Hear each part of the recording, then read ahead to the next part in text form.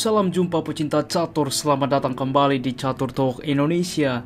Tentunya permainan yang cukup gila teman-teman dan juga sangat menarik terjadi pada event Tata Steel Master 2023 antara Grandmaster Anies Giri menghadapi Grandmaster Gugas Domarajo, di mana tercipta langkah-langkah brilian pengorbanan demi pengorbanan di dalam partai ini. Bagaimana permainannya langsung saja kita simak di Catur Talk Indonesia.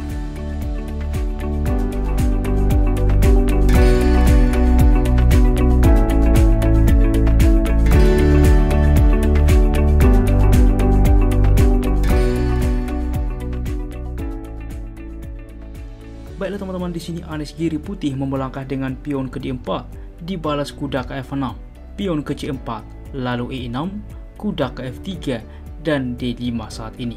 Berlanjut kuda ke C3, lalu gajah ke B4. Ini adalah variasi Ragozin defense pada gambit menteri ditolak.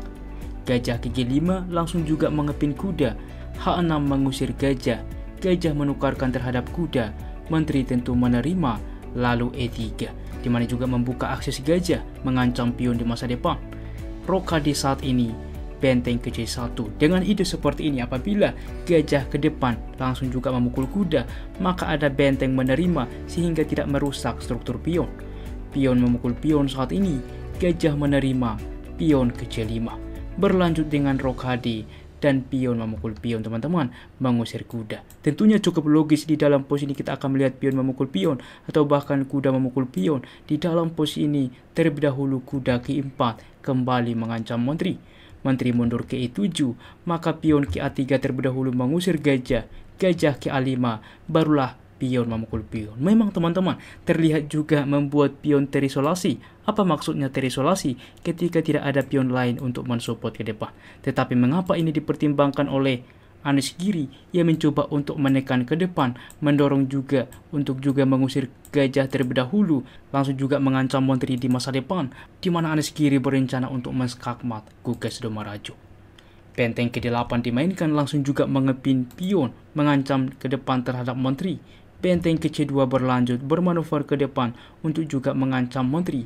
Gajah ke D7 lagi-lagi manuver ke depan untuk mengancam kuda. Lalu benteng ke E2, gajah ke C6, menteri ke C2 teman-teman. Kita lihat di sini selain menambah support terhadap kuda, juga memantau ke depan petak benteng H7.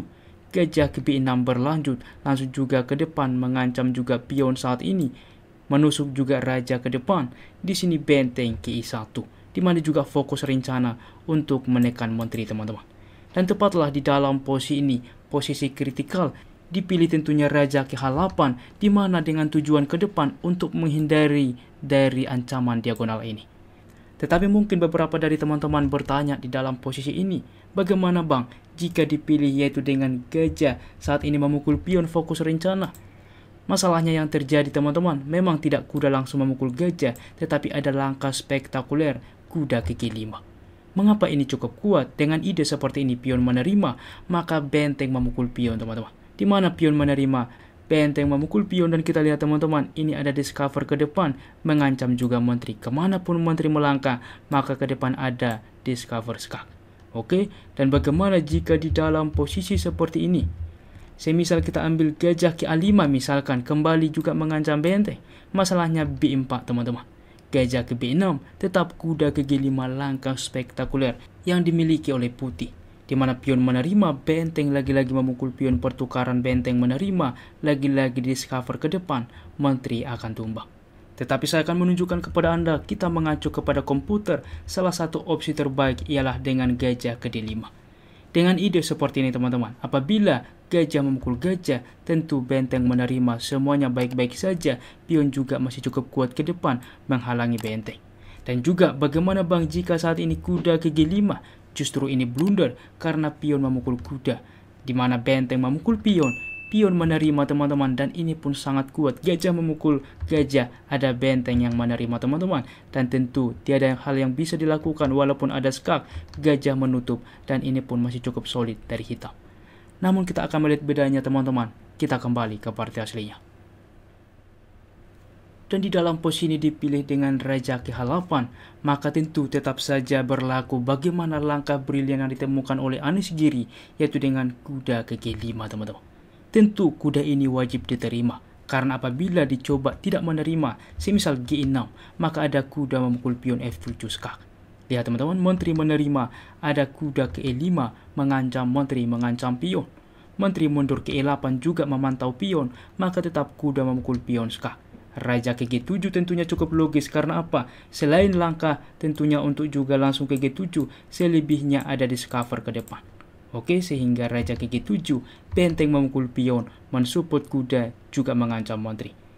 Gajah ke4 misalkan dengan juga benteng mengancam menteri, di sini juga gajah memukul menteri, maka benteng ke E7 skak.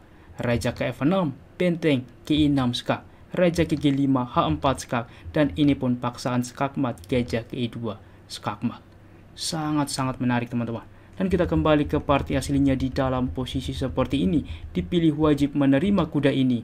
Maka lagi-lagi teman-teman, langkah spektakuler yang ditemukan oleh Anies Giri, Anda post video ini, apa kira-kira yang dimainkan putih di dalam posisi seperti ini?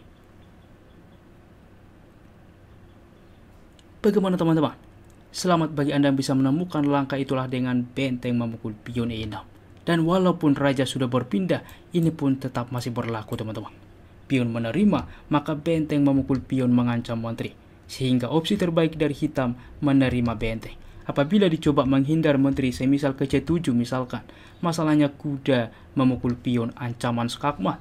Apa yang harus dilakukan teman-teman?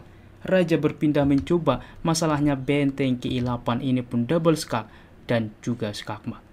Luar biasa teman-teman, dan kita kembali di dalam posisi tentunya menteri menerima benteng, maka gajah menerima, di mana ke depan ada thread kuda memukul mendukung menteri melakukan skakmat, sehingga gajah langsung memukul kuda. Di sini tidak langsung terburu-buru pion menerima, tetapi langkah yang cukup menarik menteri ke F5 mengancam gajah juga mengancam skakmat teman-teman. Semisal langkah lain kuda berkembang misalkan, masalahnya menteri melakukan skak, gajah menutup, menteri memukul gajah skakmat.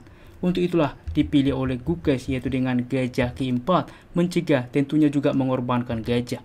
Walaupun teman-teman tetap melakukan skak juga opsi, di mana gajah menutup, maka ada gajah ke F5, G6 dimakan saja pion, benteng ke D7, gajah memukul gajah, benteng menerima, ada menteri ke C8 skak, waktu yang sama mengancam pion skak, waktu yang sama mengancam benteng. Jelas, dengan unggul pion ini ke depan dan juga menteri yang cukup bagus, maka di sini pun tetap komputer menunjukkan putih lebih baik. Sangat-sangat luar biasa teman-teman. Kita kembali ke partai aslinya.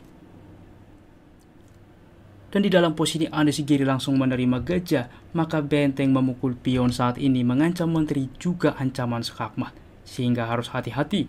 Di sini menteri ke F3 langkah terbaik. Tentunya selain mencegah benteng, di sini juga tetap ke depan melakukan skak, di sini juga dapat thread skak, di sini juga mengancam pion. Sangat-sangat banyak pilihan dari menteri. G4 saat ini mengancam menteri mencegah juga melakukan skak, maka saat ini menteri ke F8 skak. Raja ke H7, gajah ke F5 skak, raja ke H6, dan setelah gajah ke C2, di sini juga hitam menyerah karena apa? Di sini juga mengontrol peta penting D1 sehingga tiada pilihan skakmat. Apabila dilanjutkan teman-teman semisal dengan benteng ke D2, di mana juga mengancam gajah dan juga mengancam skak, maka menteri ke H8 skak. Raja ke G5, menteri memukul pion skak. Lihat, raja mencoba ke F4, maka langsung skakmat, menteri ke F6. Apabila juga dicoba semisal ke H5, tetap dilakukan skak. Lihat, ada gajah, maka raja ke H4, menteri ke H6, ini pun skakmat. Luar biasa teman-teman bagaimana partai yang ditunjukkan oleh Anies Giri menghadapi Gukes Domarajo. Berikut tingkat akurasinya. Ulasan permain komputer menunjukkan bahwa Grandmaster Anies Giri memiliki tingkat akurasi 96,5% dan Gukes Domarajo 89,6%. Baiklah teman-teman, demikianlah ulasan catur hari ini. Jika kawan-kawan suka dengan konten catur seperti ini, dukung kami dengan cara like, subscribe, dan juga share. Apabila ada saran ke depan, jangan ragu tuliskan di kolom komentar permainan siapa yang akan kita ulas selanjutnya. Salam Catur Talk Indonesia, sampai jumpa di video berikutnya. Keep sharing and keep loving. Bye-bye.